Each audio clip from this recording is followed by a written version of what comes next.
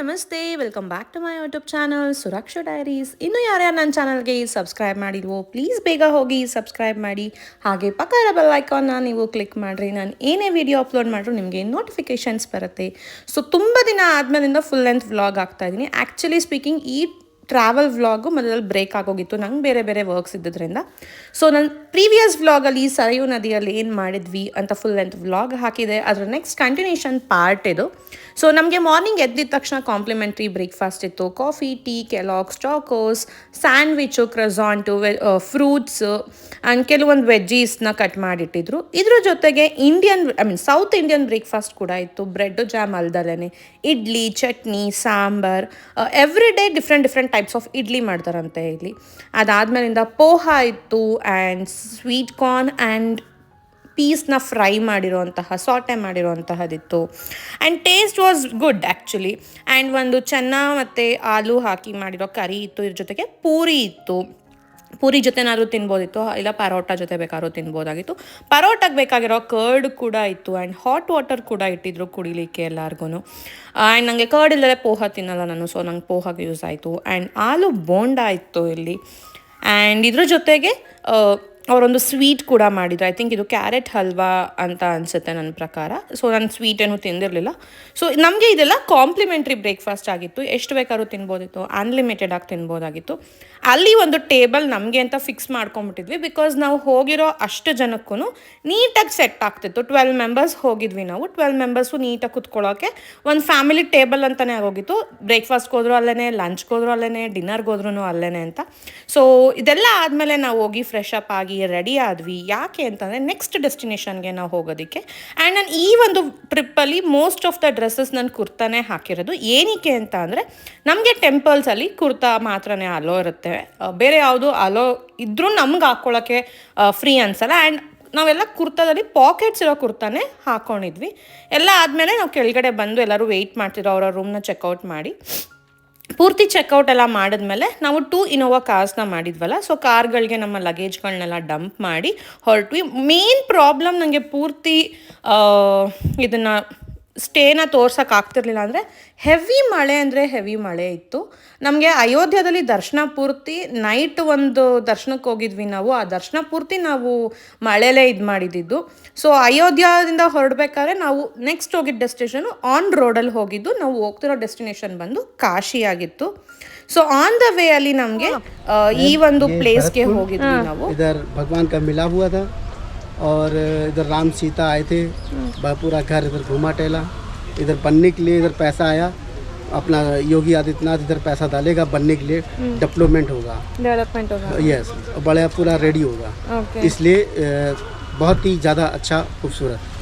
Thank you ma'am. Aunty जी, भरत जी की कहानी सुनाए?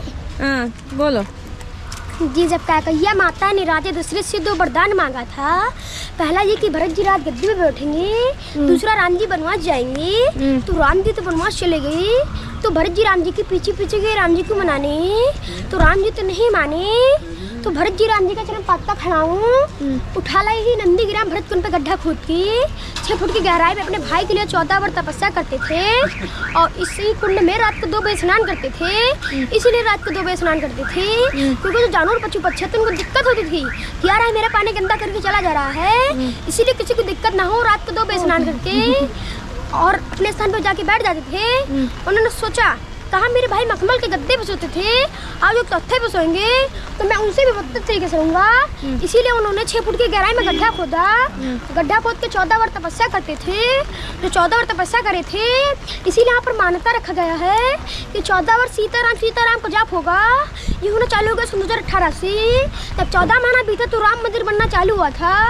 और शंकर भगवान जब राम जी से मिलने जा रहे थे तो अपनी गाय नंदी 3 महीने के लिए यहाँ पर छोड़ गए थे. इसीलिए इसका नाम हो गया नंदीग्राम.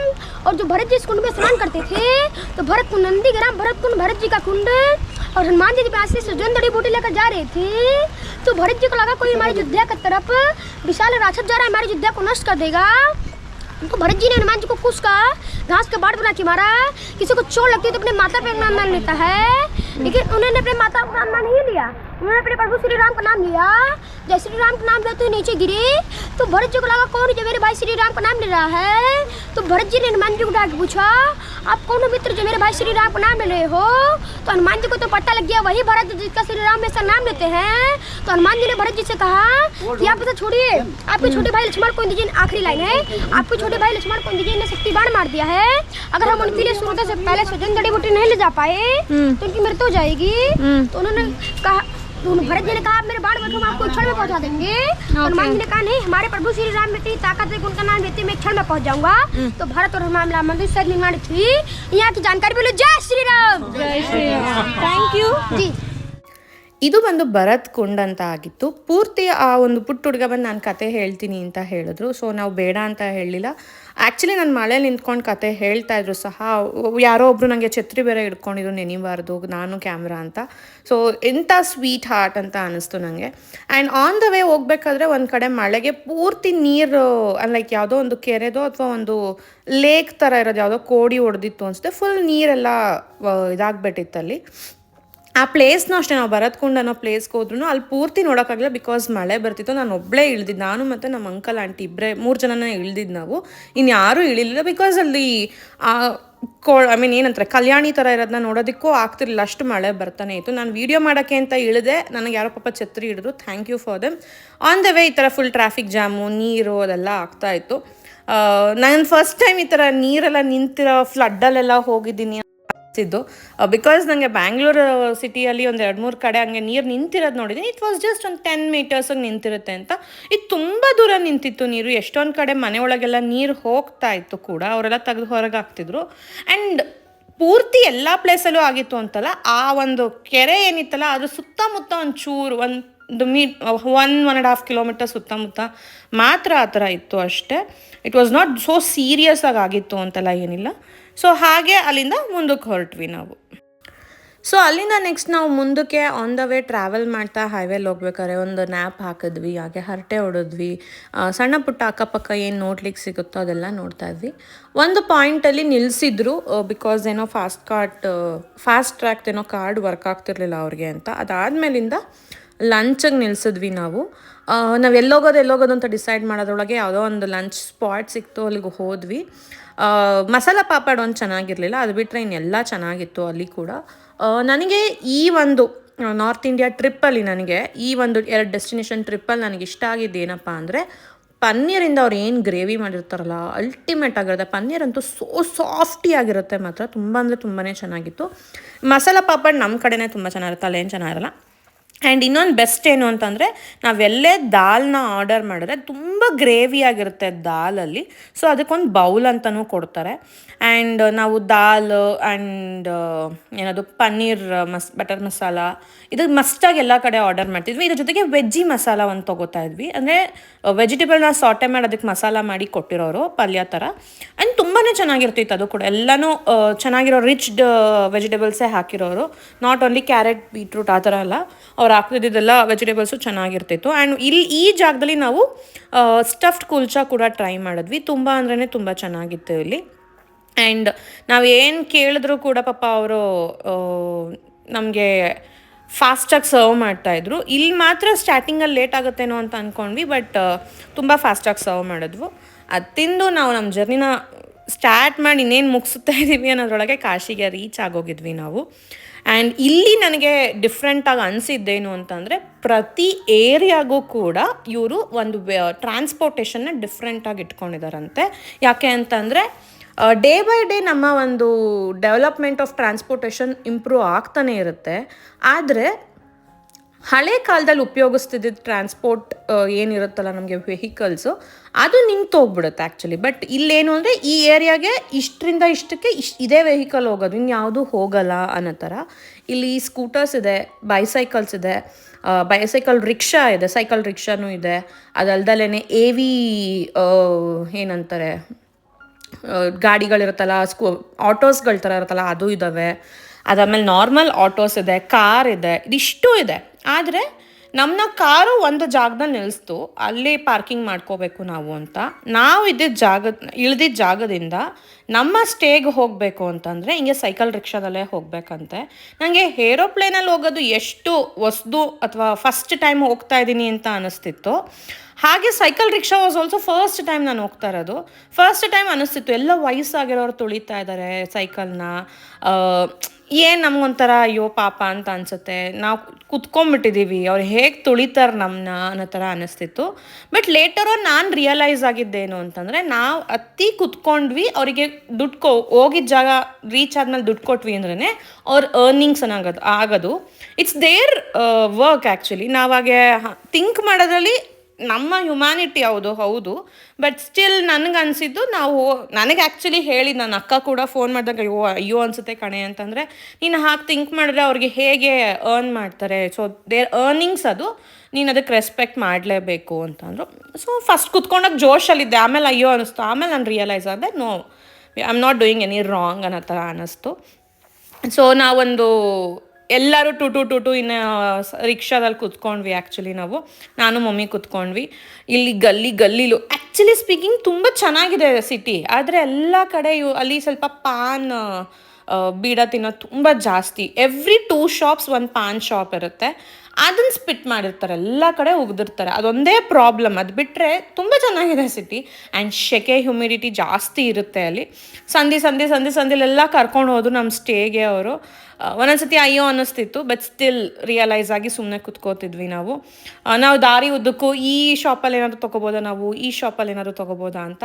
ಅವರು ಡೌನ್ ಬಂದರೆ ನೀಟಾಗಿ ತುಳ್ಕೊಂಡು ಹೋಗ್ತಾಯಿದ್ರು, ಅಪ್ ಬಂದಾಗ ಹತ್ಕೊಂಡು ಹೋಗ್ತಾಯಿದ್ರು. ಆ್ಯಂಡ್ ಇಲ್ಲೊಂದು ಅವ್ರು ಏನು ಒಬ್ರಿಗೊಬ್ರು ಹೆಲ್ಪ್ ಮಾಡ್ಕೋತಿದ್ರು ಅಂತಂದರೆ, ಅಪ್ ಬಂದಾಗ ಹತ್ತಬೇಕು ಅಂತಂದರೆ ಅದಕ್ಕೆ ಅಂತಲೇ ಕೆಲವು ಹುಡುಗರು ಅಲ್ಲಲ್ಲಿ ನಿಂತಿರ್ತಾರೆ, ವಯಸ್ಸಾಗಿರೋರು ಅಥವಾ ಯಂಗ್ ಏಜಲ್ಲಿರೋರು. ಏನಕ್ಕೆ ಅಂದರೆ ಅವ್ರಿಗೆ ಸಪೋರ್ಟ್ ಮಾಡೋಕ್ಕೆ ಅಂತ. ಈಗ ಫಾರ್ ಎಕ್ಸಾಂಪಲ್, ಇವ್ರು ತುಳಿತಿರೋರು ನಮ್ಮ ಹತ್ರ ಇಷ್ಟು ಬಾಡಿಗೆ ಅಂತ ಮಾತಾಡಿ ಕರ್ಕೊಂಡು ಹೋಗ್ತಿದ್ದಾರೆ ಅಂದರೆ, ಅವ್ನು ಇಷ್ಟು ದೂರ ತಳ್ಳೋದಕ್ಕೆ ಅವ್ನಿಗೊಂಚೂರು ದುಡ್ಡು ಅಂತ ಕೊಡ್ತಾರೆ. ಸೊ ಆ ಥರ ಮಾಡ್ತಿದ್ರು. ಇದೆಲ್ಲ ಆದಮೇಲೆ ನಮ್ಮ ಸ್ಟೇಗೆ ನಾವು ಬಂದ್ವಿ.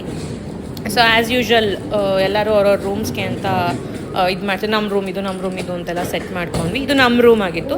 ಎಲ್ಲ ರೂಮ್ಸಲ್ಲಿ ನಮ್ಮ ರೂಮಲ್ಲೇ ಫ್ರಿಡ್ಜ್ ಇದ್ದಿದ್ದು. ಸೊ ನಾವು 406ಅಲ್ಲಿದ್ವಿ. ಇದು ಡೀಸೆಂಟ್ ಆಗಿರೋ ಚೆನ್ನಾಗಿರೋ ಒಂದು ಸ್ಮಾಲ್ ರೂಮ್ ಆಗಿತ್ತು. ಇಲ್ಲಿ ಅವ್ರ ಕಾಫಿ ಏರಿಯಾ ಹತ್ರನೂ ಒಂದು ಸ್ವಲ್ಪ ಸೆಟಪ್ ಮಾಡಿದ್ರು, ಒಂದು ಟೇಬಲ್ ಚೇರ್ ಎಲ್ಲ ಹಾಕಿ. ಆ್ಯಂಡ್ ರೆಫ್ರಿಜರೇಟರ್ ಇತ್ತು, ಆ್ಯಂಡ್ ಕಬೋರ್ಡ್ಸ್ ಇತ್ತು, ಆ್ಯಂಡ್ ಒಂದು ಸಾಫ್ಟ್ ಬೆಡ್ ಇತ್ತು. ಅದಾದಮೇಲಿಂದ ವ್ಯೂ ಬಂದು ನಮಗೆ ಹೇಗಿತ್ತು ಅಂತಂದರೆ, ಕೆಳಗಡೆ ಸಿಟಿ ಏನಿರುತ್ತಲ್ಲ ಅದನ್ನು ಕಾಣೋ ಥರ ಇತ್ತು ವ್ಯೂ, ಅಷ್ಟೇ, ಬೇರೆ ಏನೂ ವ್ಯೂ ಇರಲಿಲ್ಲ. ಅದಾದಮೇಲೆ ವಾಶ್ರೂಮ್ಸ್ ಕೂಡ ಕ್ವೈಟ್ ಡೀಸೆಂಟ್ ಆಗಿತ್ತು. ಸೊ ರೂಮ್ ಎಲ್ಲ ನೋಡಿದಾದ್ಮೇಲೆ ಅವ್ರು ನಮಗೆ ಇಷ್ಟು ಟೈಮ್ ಅಂತ ಹೇಳಿದರು, ಈ ಟೈಮಲ್ಲಿ ನೀವು ರಿಫ್ರೆಶ್ ಆಗಿ ರೆಡಿಯಾಗಿ ಬನ್ನಿ, ನಾವು ಹೋಗೋಣ ಅಂತ. ಸೊ ನಮ್ಗೆ ಇಲ್ಲಿ ಪ್ರಾಬ್ಲಮ್ ಆಗ್ತಿದ್ದು ಏನು ಅಂತ ಅಂದರೆ, ಯಾವುದೂ ಫೋನ್ಸ್ ಎಲ್ಲ ಕ್ಯಾರಿ ಮಾಡಿ ವ್ಲಾಗ್ನ ಮಾಡ್ಲಿಕ್ಕೆ ಆಗ್ತಿರ್ಲಿಲ್ಲ. ರೂಮ್ಗೆ ರೀಚ್ ಆಗಿದ್ದೀವಿ, ವಾರಾಣಸಿಗೆ ರೀಚ್ ಆಗಿದ್ದೀವಿ ನಾವು. ಏನಕ್ಕೆ ನಾವು ಸೈಕಲ್ ರಿಕ್ಷಾದಲ್ಲಿ ಬಂದ್ವಿ ಅಂದರೆ, ಈ ರೋಡ್ಗೇನೋ ದಿನಕ್ಕೊಂದೊಂದು ಹೊಸ ರೂಲ್ಸ್ ಅಂತೆ, ಇಲ್ಲಿ ಕಾರ್ ಅಲೋ ಮಾಡಲ್ವಂತೆ. ಸೊ ಹಂಗಾಗಿ ಸೈಕಲ್ ರಿಕ್ಷಾದಲ್ಲಿ ಬಂದ್ವಿ. ಈಗ ಇನ್ನೊಂದು ಏನಪ್ಪ ಅಂತಂದರೆ, ನಾವು ಹೋಗಬೇಕಾಗಿರೋ ಟೆಂಪಲ್ 6 to 7 ನಾವೇನೋ ಸ್ಲಾಟ್ ಬುಕ್ ಮಾಡಿದ್ವಿ ವೆಬ್ಸೈಟ್ ಡಿಸ್ಕ್ರಿಪ್ಷನಲ್ಲಿ ಕೊಡ್ತೀನಿ. ಅಲ್ಲಿಗೆ ನಡ್ಕೊಂಡು ಹೋಗ್ಬೇಕು ಇವಾಗ ನಾವು. ಸೊ ಹೋಗ್ತಾ ಇದ್ವಿ. ಅಲ್ಲಿಗೆ ಫೋನ್ಸ್ ಏನೂ ಅಲ್ಲ, ಟಿಕೆಟ್ಸು ಮತ್ತು ಆಧಾರ್ ಕಾರ್ಡು ಆ್ಯಂಡ್ ದುಡ್ಡು ಮಾತ್ರ ತೊಗೊಂಡು ಹೋಗ್ತಾ ಇದ್ದೀವಿ. ಬೇಸಿಕಲಿ ಪಾಕೆಟ್ಸ್ ಇರೋ ಡ್ರೆಸ್ಸಸ್ ಹಾಕ್ಕೊಂಡ್ರೆ ಇಟ್ ವಿಲ್ ಬಿ ಬೆಟರ್. ನಮಗೆ ಬ್ಯಾಗ್ಸ್ ಏನೂ ಅಲೋ ಇರಲ್ಲ ಹಂಗಾಗಿ. ಸೊ ಈಗ ನಾವು ಟೆಂಪಲ್ಗೆ ಹೋಗ್ತಾ ಇದ್ದೀವಿ. ಅಲ್ಲೇನಾದ್ರು ಕ್ಯಾಪ್ಚರ್ ಮಾಡಲಿಕ್ಕಾದರೆ ನಾನು ಕ್ಯಾಪ್ಚರ್ ಮಾಡ್ತೀನಿ. ಓಕೆನಾ? ಬಾಯ್.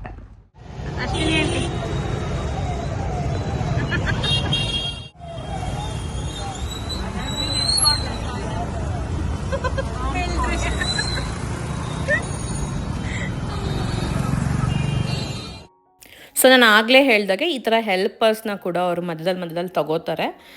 ಸೊ ನಮಗೆ ಒಂಥರ ಅನ್ನಿಸ್ತಿತ್ತು, ನಮ್ಮನ್ನ ಕರ್ಕೊಂಡು ಹೋಗೋಕೆ ಎಷ್ಟೊಂದು ಆರ್ಮಿ ಎಸ್ಕಾಟ್ಗಳು ಕೂಡ ಇದ್ದಾರಾ ಅನ್ನೋ ಥರ ಸುಮ್ಮನೆ ಅನ್ನಿಸ್ತಾ ಇತ್ತು ನಮಗೆ ನಾವೇ ಫನ್ ಮಾಡಿಕೊಂಡು ಹೋಗ್ತಾ ಇದ್ವಿ ನಾವು ಮೇನ್ ಕಾಶಿ ವಿಶ್ವನಾಥ ಟೆಂಪಲ್, ಹಾಗೆ ಅನ್ನಪೂರ್ಣೇಶ್ವರಿ ದೇವಸ್ಥಾನ, ಹಾಗೆ ಕಾಲಭೈರವೇಶ್ವರನ ದೇವಸ್ಥಾನ ಮೂರೂ ಮುಗಿಸ್ಕೊಂಡು ಕಾಶಿ ಭಂಡಾರ ಅನ್ನೋ ಒಂದು ಚಾಟ್ಗೆ ಬಂದ್ವಿ. ಇದೊಂದು ಫೇಮಸ್ ಆದಂಥ ಚಾಟು, ಬಿಕಾಸ್ ಅಂಬಾನಿ ಅವರ ಮಗನ ಮದುವೆಯಲ್ಲಿ ಇಲ್ಲಿಂದ ಚಾಟ್ಸ್ಗಳೆಲ್ಲ ಆರ್ಗನೈಸ್ ಆಗಿತ್ತು ಅಂತ ಕೇಳ್ಪಟ್ಟೆ ನಾನು. ತುಂಬ ಅಂದರೆ ತುಂಬ ಟೇಸ್ಟಿಯಾಗಿತ್ತು. ಸೊ ನಾವು ಇಲ್ಲಿ ಆರ್ಡರ್ ಮಾಡಿದ್ದು ಆಲೂ ಟಿಕ್ಕಿ ಚಾಟ್, ಟೊಮ್ಯಾಟೊ ಚಾಟ್, ಆಮೇಲೆ ಒಂದು ಇನ್ನೊಂದು ಯಾವುದೋ ಒಂದು ಚಾಟ್ನ ಆರ್ಡರ್ ಮಾಡಿದರು. ಅದಾದಮೇಲಿಂದ ಆ್ಯಂಡ್ ಫಲೂಡಾ ಐಸ್ ಕ್ರೀಮ್ ಥರ ಏನೋ ಆರ್ಡರ್ ಮಾಡಿದ್ರು. It was very yum. ಅಲ್ಲಿ ಯಾರ್ಯಾರು ಏನೇನು ಎಷ್ಟೆಷ್ಟು ಆ ಥರ ಏನೂ ಇಲ್ಲ. ನಾನಂತೂ ಕ್ಯಾಮ್ರಾ ಹಿಡ್ಕೊಂಡು ನಿಂತಿದ್ದೆ, ಎಲ್ಲರೂ ತೊಗೊಂಬಂದು ನನಗೆ ತಿನ್ನಿಸ್ತಾಯಿದ್ರು, ನಾನು ತಿಂತಾ ಇದ್ದೆ ಅಷ್ಟೇ. ಸೊ ಇಷ್ಟು ಲಿಸ್ಟ್ ಇದೆ ಅವ್ರ ಹತ್ರ ಆ್ಯಂಡ್ ರೀಸನಬಲ್ ಪ್ರೈಸಸಲ್ಲೇ ಇತ್ತು and taste was very ultimate. ನಂಗೆ ತುಂಬ ಅಂದರೆ ತುಂಬಾ ಇಷ್ಟ ಆಯಿತು. ಆ್ಯಂಡ್ ನಾನು ಈ ಥರ ಟೇಸ್ಟ್ನೆಲ್ಲ ಫಸ್ಟ್ ಮಾಡಿದ್ದು ಅಲ್ಲೇ, ಲೈಕ್ ಈ ಥರ ಚಾಟ್ಸ್ಗಳೆಲ್ಲ. ಸೊ ಒಂದೊಂದೇ ಬಂದು ಎಲ್ಲ ಲೈಕ್ 2, 2, 4, 4 ಆ ಥರ ಆರ್ಡರ್ ಮಾಡ್ಕೊಂಡಿದ್ವಿ ನಾವು. ಶೇರಿಂಗಲ್ಲಿ ತಿನ್ನೋಣ, ಬಿಕಾಸ್ ಫಸ್ಟ್ ಟೈಮ್ ಟ್ರೈ ಮಾಡ್ತಿರೋದ್ರಿಂದ ಇಫ್ ನೀಡೆಡ್ ಅಗೇನ್ ಮಾಡೋಣ ಅಂತ. ನಮ್ಮ ಡಿನ್ನರ್ ಬಂದು ಇದೇ ಆಗೋಗಿತ್ತು. ಸೊ ಎಲ್ಲ ದೇವ್ರದ್ದು ದರ್ಶನ ಮುಗಿಸ್ಕೊಂಡು ಬಂದಮೇಲಿಂದ ಇಲ್ಲಿಗೆ ಬಂದ್ವಿ. ಆ್ಯಕ್ಚುಲಿ ಸ್ಪೀಕಿಂಗ್ ಅಂಕಲ್ ಒಬ್ಬರೇ ಫೋನ್ ತಂದಿದ್ದು, ಇನ್ಯಾರೂ ತಂದಿರಲಿಲ್ಲ. ಈ ವ್ಲಾಗ್ನೂ ಕೂಡ ನಾನು ಅಂಕಲ್ ಹತ್ರನೇ ಕೇಳಿ ಫೋನ್ ಇಸ್ಕೊಂಡು ಇದೆಲ್ಲ ವೀಡಿಯೋಸ್ ಮಾಡ್ಕೊಂಡಿದ್ದೆ. ನಾನು ಅವ್ರ ಹತ್ರ ಹಂಗೆ ಶೇರ್ ಮಾಡಿಕೊಂಡೆ. ಸೊ ಒಬ್ರೊಬ್ರು ಅಲ್ಲಲ್ಲೇ ಶೇರ್ ಮಾಡ್ಕೊತಿದ್ರು. ನನಗೆ ಇಲ್ಲಿ ಮಮ್ಮಿ ತಿನ್ನಿಸ್ತಿದ್ರು, ಆಂಟಿ ತಿನ್ನಿಸ್ತಾಯಿದ್ರು. So it was very good actually. ತುಂಬ ಅಂದರೆ ತುಂಬಾ ಇಷ್ಟ ಆಯಿತು ನಮಗೆ ಈ ಚಾಟು. ಈ ಚಾಟು ನಮ್ಮ ಬ್ಯಾಂಗ್ಳೂರಲ್ಲಿ ಕೂಡ ಸಿಗುತ್ತೆ. ಎಲ್ಲಿ ಸಿಗುತ್ತೆ ಅನ್ನೋದು ನಾನೊಂದು ನೆಕ್ಸ್ಟ್ ಮಿನಿ ವ್ಲಾಗ್ ಆಗಿ ಹಾಕ್ತೀನಿ, ಅದನ್ನು ಕೂಡ ನೀವು ನೋಡಿ. ಆ್ಯಂಡ್ ನಾನು ಅದೇ ಟೇಸ್ಟ್ ಇಲ್ಲೂ ಮಾಡಿದೆ ಅಂತ ನನಗೆ ಸ್ಯಾಟಿಸ್ಫೈ ಆಯಿತು, ನಂಗೆ ಇಷ್ಟ ಆಯಿತು. ಸೊ ನನಗೆ ಇನ್ನೊಂದು ಇಷ್ಟ ಆಗಿದ್ದು, ನನ್ನ ಫ್ಯಾಮಿಲಿ ಯಾರು ವೀಡಿಯೋ ಮಾಡಬೇಡ, ವ್ಲಾಗ್ ಮಾಡಬೇಡ ಅಂತ ಯಾರೂ ಹೇಳ್ತಿರಲಿಲ್ಲ. ಇನ್ನು ನಾನು ಸೈಲೆಂಟ್ ಆಗಿದ್ರು, ಸುರಕ್ಷಾ ತಗೋ ಕ್ಯಾಮ್ರಾನ, ಇಲ್ಲಿ ವ್ಲಾಗ್ ಮಾಡ್ಕೊ, ಈ ವಿಡಿಯೋ ಮಾಡ್ಕೊ ಅಂತ ಅವ್ರುಗಳೇ ನನಗೆ ಹೇಳ್ತಾಯಿದ್ರು. So I was so happy. Even ಅವ್ರುಗಳಿಗೂ ಲೈಕ್ ಹ್ಯಾಪಿಲಿ ಅವರು ಕೂಡ ವ್ಲಾಗ್ ಮಾಡ್ತಿದ್ರು ಅಂತ. ಇದು ಟೊಮ್ಯಾಟೊ ಚಾಟ್ ಅಂತ. ಆಂಟಿ ಆ್ಯಕ್ಚುಲಿ ಇದಕ್ಕೆ ತುಂಬ ಹೈಪ್ ಇದೆ, ತಿನ್ನೋಣ ಅಂತ ಹೇಳ್ತಿದ್ರು ಅಂತ. ಸೊ ಹಾಗಾಗಿ ಅದನ್ನು ಕೂಡ ಟ್ರೈ ಮಾಡಿದ್ವಿ ನಾವು. ಆ್ಯಂಡ್ ಹೋಪ್ ನನಗೆ ಈ ವ್ಲಾಗಲ್ಲಿ ನಾನೇನು ಎಂಜಾಯ್ ಮಾಡಿದ್ದೀನೋ ಅದನ್ನೆಲ್ಲ ಕ್ಯಾಪ್ಚರ್ ಮಾಡಿರೋದನ್ನ ಹಾಕಿದ್ದೀನಿ. ನಿಮಗೂ ಕೂಡ ಈ ವ್ಲಾಗ್ ಇಷ್ಟ ಆಗಿದೆ ಅಂತ ಅನ್ಕೋತೀನಿ. ಕೆಲವೊಂದು ಡೀಟೇಲ್ಸ್ಗಳೆಲ್ಲ ಎಲ್ಲಿ ಸ್ಟೇ ಆಗಿದ್ದು ಏನು ಅನ್ನೋದೆಲ್ಲ ಬೇಸಿಕ್ಕಾಗಿ ನನಗೆ ಅಷ್ಟು ಐಡಿಯಾ ಇಲ್ಲ. ಯಾಕೆ ಅಂತ ಅಂದರೆ ಹೆಸರುಗಳಷ್ಟೇ ನನಗೆ ಗೊತ್ತಿರೋದು. ಎಲ್ಲನೂ ಅಂಕಲ್, ಆಂಟಿ, ಇವ್ರಿಗೆ ಅಕ್ಕ, ಇವ್ರುಗಳೇ ಎಲ್ಲ ಬುಕ್ ಮಾಡ್ಕೊಂಡಿದ್ದು. ನಾನು just go with the flow ಅಂತ ಹೋಗಿದ್ದು. ಆ್ಯಂಡ್ ಒಂದು ಫಲೂಡಾ ಐಸ್ ಕ್ರೀಮ್ ಅಂತ ಹೇಳಿದ್ನಲ್ಲ, this was the falooda ice cream. Kesar pista ಫ್ಲೇವರಲ್ಲಿತ್ತು, ಆಗಿತ್ತು. ನಾನು ಒಂದೇ ಒಂದು ಸ್ಪೂನ್ ತಿಂದೆ. ನನಗೆ ಹೆಂಗೆ ಅಂದರೆ ನಾನು ಫುಲ್ ನೋ ಸ್ವೀಟ್ ಡಯಟ್ ಅಂತ ಇಟ್ಕೊಂಬಿಟ್ಟಿದ್ದೆ. ಬಟ್ ಡಿಸೈಡ್ ಆಗಿ ಹೋಗಿದ್ದೆ, ಅಲ್ಲಿ ಹೋಗ್ತಾ ಇದ್ದೀನಿ, ಅಲ್ಲಿದ್ದು ಎಲ್ಲನೂ ಟ್ರೈ ಮಾಡ್ಬಿಟ್ಟು ಬರ್ತೀನಿ. It's not that tummy full ತಿನ್ನಲಿಲ್ಲ ಅಂದರೂ ಅಟ್ಲೀಸ್ಟ್ ಒಂದು ಸ್ಪೂನ್ ಆದರೂ ತಿಂದು ನಾನು ಟ್ರೈ ಮಾಡ್ತೀನಿ ಅಂದ್ಕೊಂಡು ಬಂದಿದ್ದೆ. ಸೊ ಅಲ್ಲಿ ಚೀಟ್ ಮಾಡೋಕ್ಕೆ ಶುರು ಮಾಡಿದ್ದು ನನ್ನ ಡಯಟ್ನ. ಟಿಲ್ ಟುಡೇ ಡಯಟ್ನ cheat ಮಾಡಿಬಿಟ್ಟಿದ್ದೆ.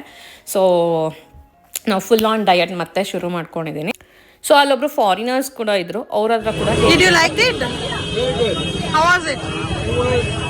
5 out of 5. What did you took actually? What did I take? Yeah. It was palak pati. Palak party chat. Okay. Thank you. ನಮಗೇನು ಗೈಡ್ ಬಂದಿದ್ರಲ್ಲ, ಅವರು ನನ್ನ ತಮ್ಮನ್ನ ಕರ್ಕೊಂಡೋಗಿ ಎಲ್ಲರಿಗೂ ಮಲೈ ಲಸ್ಸಿನ ಪಾರ್ಸಲ್ನ ತೊಗೊಂಡು ಬಂದರು. ಒಂದು ಕಡೆ ಫೇಮಸ್ ಇರುತ್ತಂತೆ, ಅಲ್ಲಿಂದ ತೊಗೊಂಡು ಬಂದರು. ಆ್ಯಕ್ಚುಲಿ ನಾನು ಸ್ವೀಟ್ಸ್ ಬಿಟ್ಟಿರೋದ್ರಿಂದ ನನಗೆ ತಿಂದಿದ ತಕ್ಷಣ ಮಕ್ಕೊಡಿಯೋಷ್ಟು ಸ್ವೀಟ್ ಆಯಿತು. ಬೇಸಿಕಲಿ ಲಸ್ಸಿ ಅಂದರೆ ಹಾಗೇ ಇರುತ್ತೆ, ಮಲೈ ಅಂದರೆ ಸ್ವಲ್ಪ ತಿಕ್ಕಾಗಿರುತ್ತೆ. ಬಟ್ ಅದನ್ನು ಕುಡಿದಿದ ತಕ್ಷಣ ಹೆವಿ ಸ್ವೀಟ್ ಅನಿಸ್ತು. ಬಟ್ ತುಂಬ ಅಂದರೆ ತುಂಬ ಚೆನ್ನಾಗಿತ್ತು. ಹೆಂಗಿದೆ ಡ್ಯಾಡಿ? ಇಲ್ಲಿ ಹೇಳಿ. ಸೂಪರ್ ಅಂತಾರೆ. ಅಲ್ಲಿ ಇಲ್ಲ ಊಟ ಬದಲು ನಾವು ಚಾಟ್ಸ್ ತಿನ್ಕೊಂಡು. ಹೋಪ್ ನಿಮಗೆ ಈ ವ್ಲಾಗ್ ಇಷ್ಟ ಆಗಿದೆ ಅನ್ಕೋತೀನಿ. ಹೀಗೆ ಬೇಗ ಬೇಗ ವೀಡಿಯೋಸ್ನ ಅಪ್ಲೋಡ್ ಮಾಡ್ತೀನಿ ನಾನು. If you like this vlog, please do like, share and subscribe to my channel. Bye bye.